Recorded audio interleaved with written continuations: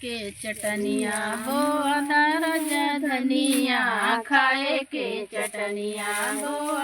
राजा धनिया खाए के चटनिया। नरिया के पानी से नासीच धनिया, नरिया के पानी से नासीच धनिया, बम्बू के पानी से सिल जइए धनिया खाए के चटनिया वो राजा धनिया खाए के चटनिया वो राजा धनिया खाए के चटनिया। हरा हरा धनिया में हरा हरा मिर्चा, हरा हरा धनिया में हरा हरा मिर्चा, खाए जे बैठल ससुरु बढ़ैता, खाए जे बैठल ससुरु बढ़ैता, तीत लगल चटनी पटक दिहल थरिया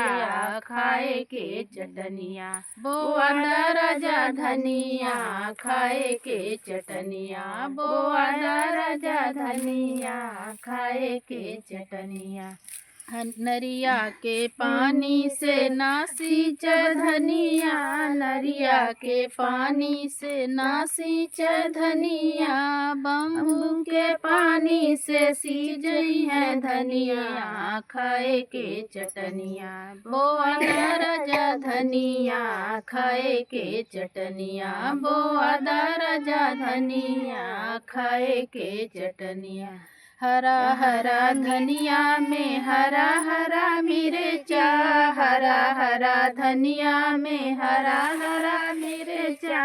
खाए जे बैठल भसुरु बढ़ैता, खाए जे बैठल भसुरु बढ़ैता, तीत लगल चटनी पटक देल थरिया खाए के चटनिया बोआ राजा धनिया खाए के चटनिया बोआ राजा धनिया खाए के चटनिया बोआ राजा धनिया खाए के चटनिया। बम्बू नरिया के पानी से नासीच धनिया, नरिया के पानी से नासीच धनिया, बम्बू के पानी से सिंच जई है धनिया खाए के चटनिया बोआ राजा धनिया खाए के चटनिया बोआ राजा धनिया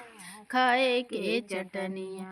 हरा हरा धनिया में हरा हरा मिर्चा, हरा हरा धनिया में हरा हरा मिर्चा,